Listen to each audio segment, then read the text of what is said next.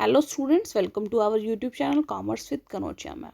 Students, आज की जो हमारी वीडियो है वो है बिजनेस लॉ सेमेस्टर थर्ड के चैप्टर नंबर सेकंड की Indian contract act 1872 and introduction. तो देखिए, चलिए स्टूडेंट, इस वीडियो को स्टार्ट करते हैं, इस चैप्टर को स्टार्ट करते हैं। एक ही वीडियो के अंदर इस चैप्टर को कवर कर देंगे। कुछ डेफिनेशंस आएंगी इसके अंदर। इस डेफिनेशंस को हमें आगे पढ़ने के लिए सबसे पहले डेफिनेशन समझना जरूरी है। तो चलिए स्टूडेंट, इंडियन कॉन्ट्रैक्ट एक्ट 1872 क्या है वो उसके बारे में हम पढ़ते हैं। ऑब्जेक्टिव एंड इम्पॉर्टेंस देखिए क्या है। The Indian Contract Act occupies an important place in the mercantile law of the country. Every citizen of the country, be it a businessman or professional, a doctor or a teacher or an artist. देखिए, जो citizen of country है वो कोई businessman हो सकता है, professional हो सकता है, डॉक्टर हो सकता है, टीचर हो सकता है, आर्टिस्ट हो सकता है। ठीक है, तो इंडियन कॉन्ट्रैक्ट एक्ट जो है वो ऑक्यूपाइज एक इंपॉर्टेंट प्लेस ऑक्यूपाई करता है मर्चेंटाइल लॉ के अंदर, बिजनेस लॉ के अंदर। इंडियन कॉन्ट्रैक्ट एक्ट की बहुत इंपॉर्टेंट भूमिका है। क्यों है? इसलिए है क्योंकि हर एक जो सिटीजन है वो बाय प्रोफेशन बिजनेसमैन हो सकता है, डॉक्टर हो सकता है, टीचर हो सकता है, आर्टिस्ट हो सकता है। It is affected by this act. We can feel its impact because in our day-to-day life the law of the land has a direct bearing on our lives. भाई, जो लॉ ऑफ लैंड है वो हमारे जो जीवन पे है वो एक अहम भूमिका निभाता है। The law gives a certain rights as citizen. Law हमें जो है सिटीजन के रूप में कई सारे अधिकार प्रदान करता है। At the same time it impose on a certain obligation, और सेम टाइम पे हमें कुछ कर्तव्य भी होते हैं, वो भी हमें बताता है। The Indian contract act is rightly connected with this rights and obligation. जो इंडियन कॉन्ट्रैक्ट एक्ट है वो इस राइट्स से और इस ऑब्लिगेशन से ही रिलेटेड है, कनेक्टेड है।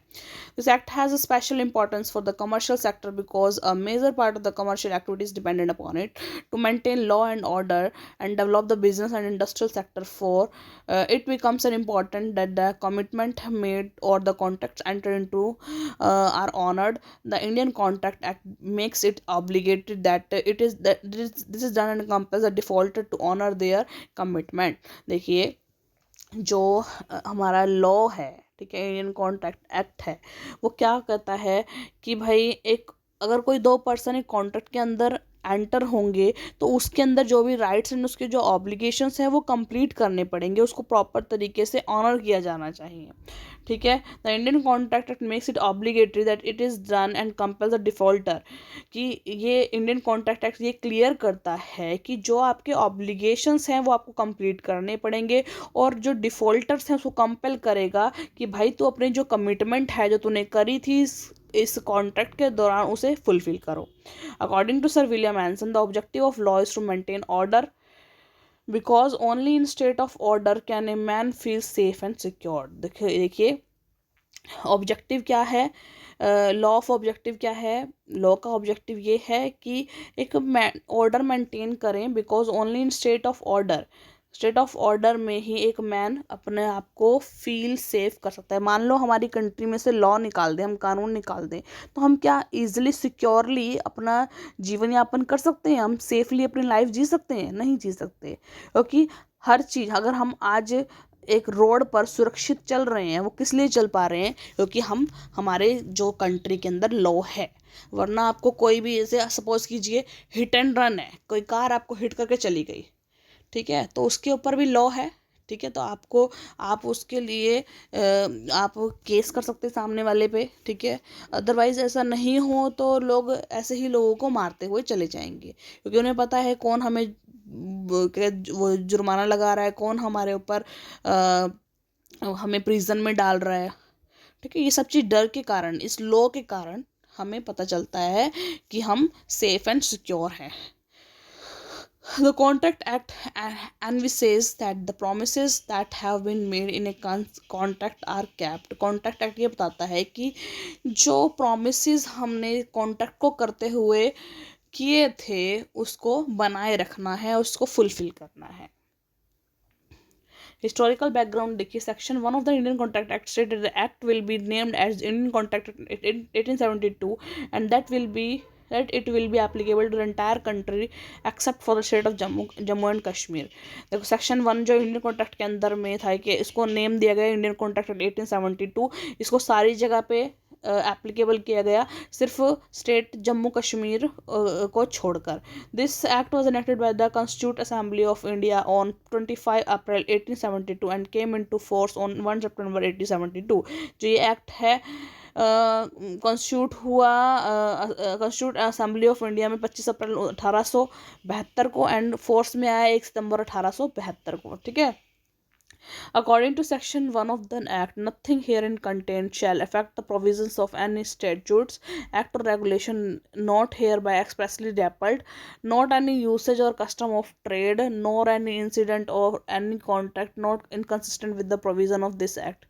जो इस सेक्शन के जो सेक्शन 1 के अंदर, इस एक्ट के अंदर क्या था, इस कि भाई कुछ भी जो इस प्रोविजंस हैं, nothing here in content shall affect the provision of any statute, कि भाई यहाँ पर कुछ भी कंटेंट है वो अफेक्ट नहीं कर सकता, जो भी प्रावधान है स्टेट्यूट्स के उसको नहीं छेड़ेगा, ठीक है। एक्ट और regulation not here by expressly repealed, कोई भी एक्ट और कोई रेगुलेशन है वो एक्सप्रेसली रिपील नहीं होंगे। नॉर एनी यूसेज और कस्टम ऑफ ट्रेड, कोई भी आप कस्टम और ट्रेड को यूज़ नहीं करोगे। Not any incident of any contract not inconsistent with the provision of this act, इस एक्ट के प्रोविजन से इनकंसिस्टेंट नहीं होना चाहिए कोई भी अगर आप कॉन्ट्रैक्ट करते हो तो, ठीक है। इस प्रावधान को कंप्लीट करने वाले होने चाहिए। Division of the Act. In the beginning, the Act had a very wide scope and included in it what are called the Indian Partnership Act and the Indian Sale of Goods Act. Beginning में क्या था, act had wide scope था, इसका बड़ा scope था, included in what, और इसके अंदर क्या क्या आता था, इंडियन पार्टनरशिप एक्ट आता था, Indian sale of goods act था। But today the scope of the act has been greatly restricted, लेकिन आज के टाइम में इसका स्कोप को रेस्ट्रिक्ट कर दिया गया है। Issues related to the sale of goods are repealed from act in 1930 when the new sales of goods act came into force. देखिए पहले इसी एक्ट के अंतर्गत सेल ऑफ गुड्स एक्ट आता था, लेकिन अब उसके अंदर उसके लिए एक नया एक्ट बना दिया गया है, सेल ऑफ गुड्स एक्ट 1930 के अंदर जो आया था। The new act constitute of 66 sections and exhaustive, complete, scientific and had a wider sphere. The partnership part of the act was also repealed in 1932 and new legislation called partnership act। देखो पहले इसी act के अंदर partnership act भी था, cell of goods भी act था। Cell of goods act के लिए 1930 के अंदर एक्ट बना दिया गया सेल्स ऑफ गुड्स एक्ट, फिर उसके बाद आगे 1932 में पार्टनरशिप को भी इससे अलग कर दिया गया और पार्टनरशिप एक्ट बना दिया गया 1932 के अंदर, ठीक है। इसमें 74 सेक्शन थे। अब देखो इंडियन कॉन्ट्रैक्ट एक्ट दिखा रखा है, but the Indian contract act was when enacted and what the act is today is listed. देखो पहले जब बनाया गया तब क्या था इसके अंदर, और अब प्रेजेंट कॉन्ट्रैक्ट एक्ट कैसा है। देखो पहले ओल्ड कॉन्ट्रैक्ट एक्ट था, इसमें बेसिक प्रिंसिपल से section 1 to 75, Sale of goods Act भी इसके अंदर ही होता था 76 से 123 सेक्शंस के अंदर। इंडेमनिटी और गारंटी भी इसके अंदर आती थी 124 से 147 तक। बेलमेंट सेक्शन इसके अंदर आते थे 148 से और 181 सेक्शन तक। एजेंसी भी इसके अंदर आती थी सेक्शन 182 से 238 तक। पार्टनरशिप एक्ट भी इसके अंदर था सेक्शन 239 to 266। अब प्रेजेंट कॉन्ट्रैक्ट एक्ट है, इसमें बेसिक प्रिंसिपल है 1 to 75 सेक्शन के अंदर ही आ गए। और इंडेमनिटी एंड गारंटियों के सेल ऑफ गुड्स एक्ट तो हटा दिया 1930 के अंदर, नया एक्ट बना दिया इसके लिए, तो इसके इंडियन कॉन्ट्रैक्ट एक्ट में हट गया ये, तो इंडेमनिटी एंड गारंटी आ गई 124 से 147 तक। बेलमेंट आ गई 148 से 181, एजेंसी आ गई सेक्शन 182 से 238, और पार्टनरशिप एक्ट भी इसमें 1932 के अंदर हट गया, पार्टनरशिप एक्ट नया बना दिया गया 1932 के अंदर, ठीक है। तो दोनों चीज़ sale of goods act and partnership act इसके अंदर से हट गया। अब कुछ फंडामेंटल डेफिनेशंस हैं जो बहुत इंपॉर्टेंट है हमें करने के लिए। To understand and interpret the Indian Contract and 1872, it is important to understand the fundamental terms that are repeatedly used in act. This fundamental terms have been defined in section 2 of the act and are as follows. Proposal देखिए क्या होता है।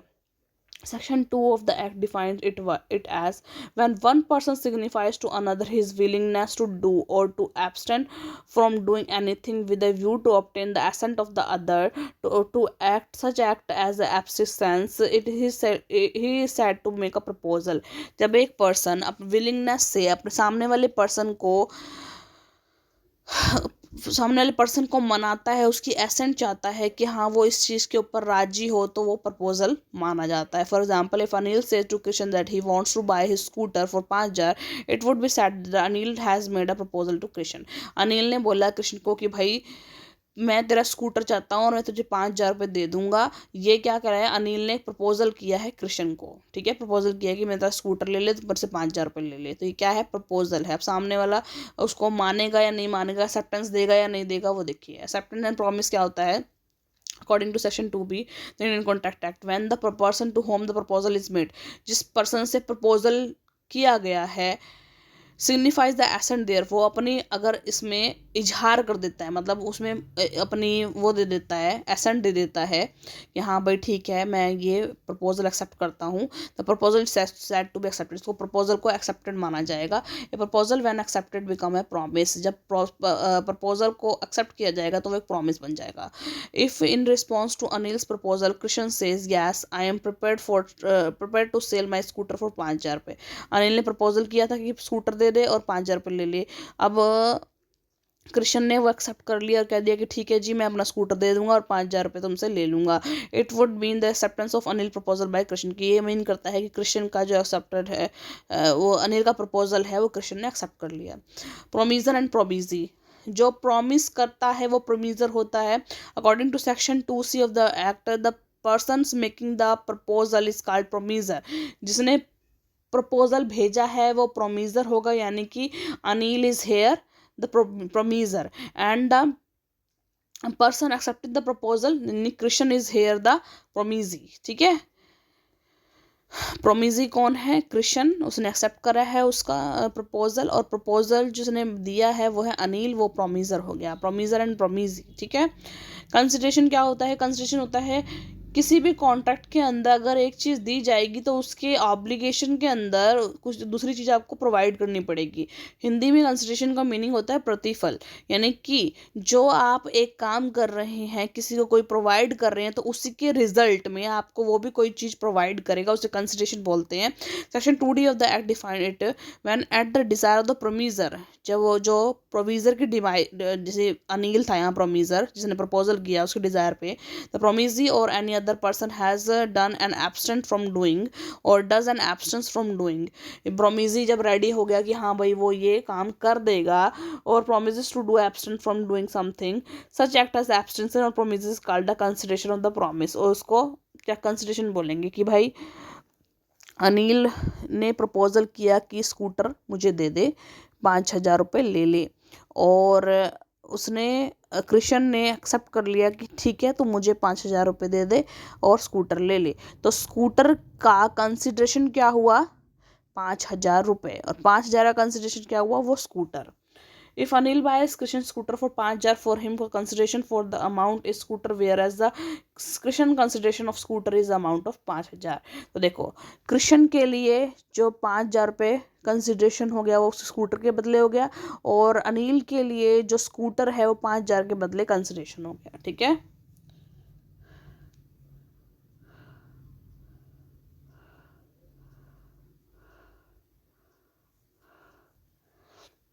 आगे अगला देखिए agreement क्या होता है.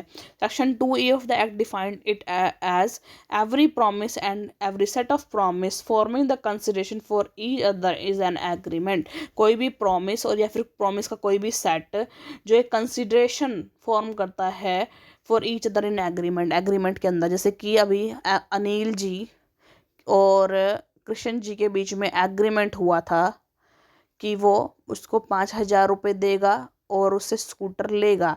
तो एग्रीमेंट क्या करता है, if Anil promises to sell his scooter to Krishan for 5,000 रुपये and Krishan promises to pay Anil the said amount, both promises together constitute an agreement. दोनों ने आपस में प्रॉमिस किया मैं 5,000 रुपये दूंगा, मैं स्कूटर दूंगा, और ये प्रॉमिस दोनों क्या बन गए, एग्रीमेंट बन गए. रेसिप्रोकल प्रॉमिस क्या होता है, according to section 2F of the act, promises which form the consideration और part of the consideration for each other are called reciprocal promises. कि भाई किसने, दोनों ने कंसिडरेशन का पार्ट पे करने के लिए एक दूसरे के लिए बोला है कि उसने 5,000 रुपये पे करने हैं, उसने स्कूटर देना है उसको, तो ये रेसिप्रोकल प्रॉमिस हो गए. मतलब उसने भी प्रॉमिस किया, उसने भी प्रॉमिस किया, दोनों अपने प्रॉमिसेस पूरे कर देंगे तो एग्रीमेंट या कॉन्ट्रैक्ट है वो फुलफिल माना जाएगा. Void agreement. Section 2G of the Act defines a void agreement as an agreement not enforceable by law. ऐसा agreement जो law जिसको enforce नहीं करता वो void agreement कहलाता है. If Nishant example देखिए, if Nishant promises to beloved Neha that it would make her castle in the air and Neha promises him to underlying love, if he does so, agreement has no meaning and is void because not enforceable by law. देखिए, निशांत जो है उसने अपनी लवन को promise किया कि मैं तुम्हारे लिए हवा में एक बहुत सुंदर सा महल बनाऊंगा, और जो उसकी जो नेहा थी, जो उसकी लवन थी, उसने प्रॉमिस किया कि ठीक है, तुम अगर मेरे लिए ऐसे हवा में कासल बना दोगे तो मैं जो है तो तुम्हारा जो प्यार है वो स्वीकार कर लूँगी. तो ये कोई एग्रीमेंट नहीं है. अगर मान लो उसने हवा में कासल नहीं बनाया तो नेहा उसके ऊपर केस नहीं कर सकती, भाई तूने भाई हवा में कासल नहीं बनाया, तूने प्रॉमिस किया था. क्यों? क्योंकि ये एनफोर्सेबल बाय लॉ नहीं है. इसे वॉइड कॉन्ट्रैक्ट बोलते हैं. एक प्रेमी ने अपनी प्रेमिका को बोला कि मैं तुम्हारे लिए चांद तारे तोड़ लाऊंगा. अब प्रेमिका उसके ऊपर केस नहीं कर सकती कि भाई इसने मेरे को चांद तारे तोड़ कर लाकर नहीं दिए. ये है एनफोर्सेबल बाय लॉ नहीं है, ये कॉन्ट्रैक्ट एक तरह से एग्रीमेंट या कॉन्ट्रैक्ट है, वो एनफोर्सेबल बाय लॉ नहीं है, इसलिए इसे वॉइड कॉन्ट्रैक्ट कहते हैं, वॉइड एग्रीमेंट कहते हैं. कॉन्ट्रैक्ट देखिए, section 2H defines a contract as agreement of enforceable by law. एक कोई भी एग्रीमेंट जिसके ऊपर लॉ एक्ट हो जाता है वो कॉन्ट्रैक्ट कहलाता है. ठीक है, एग्रीमेंट पर जब लॉ इन्फोर्सेबल नहीं कहलाता तो वॉइड एग्रीमेंट कहलाते हैं. लॉ इन्फोर्स हो जाता है तो वो कॉन्ट्रैक्ट बन जाता है. Voidable contract, an agreement which is enforceable by law at the option of one or more the parties thereto but not at the option of others is a voidable contract. देखिए, voidable contract ऐसा contract होता है विच अनफोर्सबल by law तो होता है भाई, option के through पे होता है. अगर एक मतलब एक तरह से एक काम पे बेस्ड होता है, अगर वो काम प्रॉपर तरीके से हो गया तो वो क्या कहते हैं, एनफोर्सेबल बाय लॉ होगा, और अगर वो प्रॉपर तरीके से नहीं हो पाया तो वो वॉइड हो जाएगा, तो इसे वॉइडेबल कॉन्ट्रैक्ट कहेंगे. यानी कि ये जो वॉइडेबल कॉन्ट्रैक्ट है वो किसी काम पे बेस्ड होता है. अगर वो काम हुआ तो वो सिंपल कॉन्ट्रैक्ट माना जाएगा, नहीं हुआ तो वॉइड माना जाएगा, वॉइडेबल कॉन्ट्रैक्ट हो जाएगा. एग्जाम्पल देखिए कैसे. Ahmed wants to buy a young healthy horse from Babu who is a horse trader. Ahmed एक यंग हेल्दी हॉर्स खरीदना चाहता था बाबू से, जो कि बाबू क्या है, एक हॉर्स ट्रेडर है. ठीक है, Babu sells an old sick old horse to Ahmed saying that animal is young and healthy. Babu ने एक बीमार पुराना मतलब कि जो है ओल्ड सिक जो है वो हॉर्स जो है अहमद को बेच दिया, ये कहकर कि ये यंग और हेल्दी है. This is the case of one party Babu cheating the other party. ये ऐसा केस है जिसमें बाबू ने अहमद को चीट किया. Ahmed is agreed party and has the right to break the contract to make the other party fulfil his obligation. अब अहमद जो है वो एग्रीड पार्टी जिसके साथ गलत हुआ है, उसके हाथ में है ये सब कुछ. ये उस कॉन्ट्रैक्ट को अगर वो चाहे तो उसके ऊपर सूट कर सकता है, अगर वो नहीं चाहता तो नॉर्मल हो जाएगा. इसलिए वो कॉन्ट्रैक्ट वॉइडेबल होएगा. कि वो किस पे डिपेंड करता है, अहमद के ऊपर, कि अगर वो चाहे तो अग्रीड पार्टी है वो, इसलिए वो उसके ऊपर केस कर सकता है, और अगर वो छोड़ना अपने क्या करना है कोई बात नहीं तो वो नॉर्मल कॉन्ट्रैक्ट रह सकता है. इसलिए इसे वॉइडेबल कॉन्ट्रैक्ट कहते हैं. आगे आगे void contract. Section 2J of the Act defines a contract which ceases to be enforceable becomes void when it ceases to be enforceable. देखो, एक ऐसा कॉन्ट्रैक्ट जो मतलब सीज हो जाता है, एनफोर्सेबल होने से पहले पहले वो बीच में बंद हो जाता है और वो लॉ से बाहर चला जाता है, उसे वॉइड कॉन्ट्रैक्ट कहते हैं. देखिए, Venura promise to give his daughter in marriage to Shana son. Venura promised to give his daughter in marriage to Shana's son, but the girl dies before marriage. As a result, the contract made between the parties become void.